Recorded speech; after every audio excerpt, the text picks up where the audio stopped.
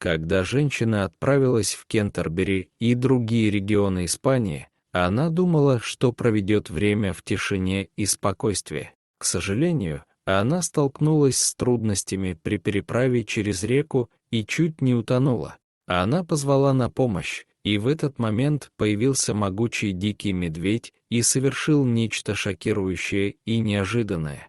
Дикие животные и люди сосуществовали миллионы лет. Люди начали расселяться по всему миру, строить, процветать и расти, а дикие животные смирились с потерей своей естественной среды обитания. Если бы пути человека пересеклись с диким животным, это могло бы закончиться катастрофой, но большую часть времени каждый из них держался на расстоянии. Несмотря на то, что некоторые виды животных по-прежнему невероятно опасны для человека, мы делаем все возможное, чтобы защитить их. На самом деле было много случаев, когда бедные нуждающиеся животные были вынуждены обращаться к людям за помощью, и чаще всего люди приходили им на помощь. Но что если бы дело обстояло иначе, и люди обратились бы к животным за помощью? Отплатили бы они нам за доброту или же в них сыграли бы дикие инстинкты, и они не только не помогли бы нам, но и сделали бы только хуже? Что ж, именно с такой проблемой столкнулась женщина по имени Мария Кармен во время отпуска в Испании. Она всегда мечтала побывать в этом красивом месте и разбить лагерь в пышных зеленых лесах, прогуляться по прекрасным золотым пляжам и искупаться в прозрачных голубых реках. Она также надеялась изучить дикую природу, так как ей нравилось находиться среди животных. Она была энтузиастом дикой природы, и в свободное от работы время Мария любила заниматься волонтерством в местном приюте для животных. Марии довелось поработать со всеми, от кошек и собак до таких крупных животных, как львы и тигры. Мария забралась поглубже в лес, разбила лагерь и перекусила. Сытая и довольная, она решила прогуляться и осмотреть местность. Она надеялась, что встретит какое-нибудь животное, обитающее в этих краях, которое она раньше не видела в реальной жизни. Однако Мария не подозревала, в какой она опасности, и что путешествие ее мечты вскоре превратится в кошмар. Пока Мария шла, она добралась до реки, протекавшей посреди леса. Она была довольно большой и казалась довольно глубокой, но, к счастью, там были камни, которые можно было использовать как ступеньки, чтобы перебраться на другой берег. Она сделала прыжок и добралась до первого камня, затем до другого, но на третьем прыжке что-то пошло не так. Приземлившись, она поскользнулась, подвернула ногу, соскользнула с камня и упала в воду.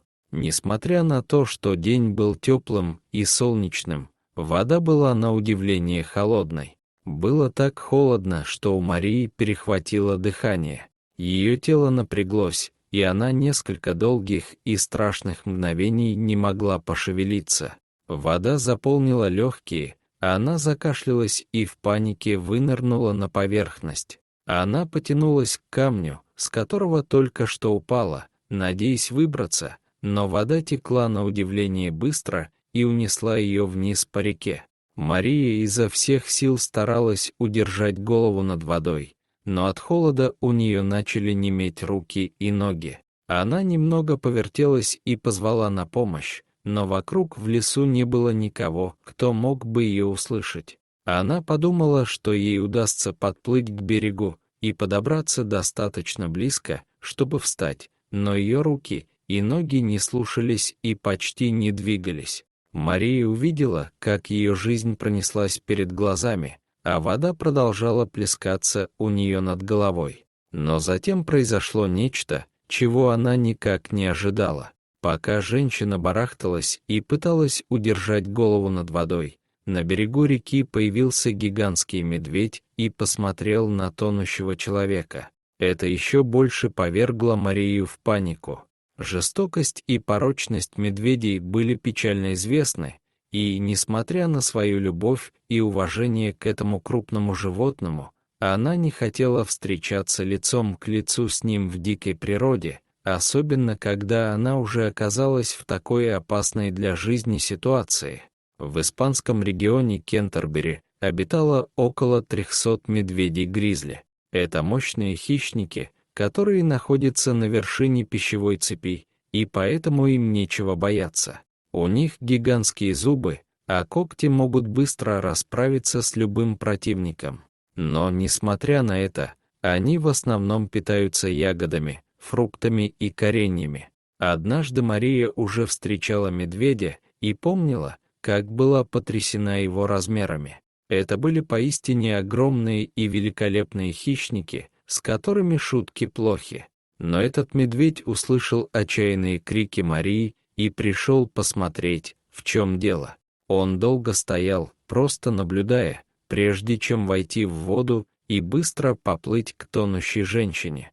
У Марии не было сил ни уплыть, ни сопротивляться, а она глотала все больше воды, то приходя в себя, то теряя сознание. Она почувствовала, как медведь схватил ее за тело и потащил за собой. Она вцепилась в его длинный мокрый мех, надеясь подтянуться, но была слишком слаба. Затем Мария полностью потеряла сознание. Проснувшись, она обнаружила, что лежит на берегу реки. Она промокла и сильно продрогла, но солнце согревало ее лицо. Именно тогда она заметила медведя всего в нескольких метрах от себя. Он сидел, с любопытством глядя на нее, словно проверяя, все ли в порядке с человеком. Сначала Марию снова охватил страх, но она внезапно поняла, что медведь был здесь не для того, чтобы причинить ей вред. Фактически он спас ей жизнь. Медведь вытащил ее из воды, положил на берег и оставался рядом, чтобы убедиться, что она дышит и что с ней все будет в порядке. Мария не знала, верит ли она в карму, но если да, то такой поступок дикого медведя был расплатой за всех животных, которым она помогала, которых спасала на протяжении многих лет. Но словно по команде, медведь встал и, развернувшись, неуклюже побрел обратно в лес. Это была уникальная и изменившая жизнь встреча, которую Мария никогда не забудет. Дорогие зрители, если вам понравилось это видео, то ставьте лайк и подписывайтесь на наш канал. До свидания.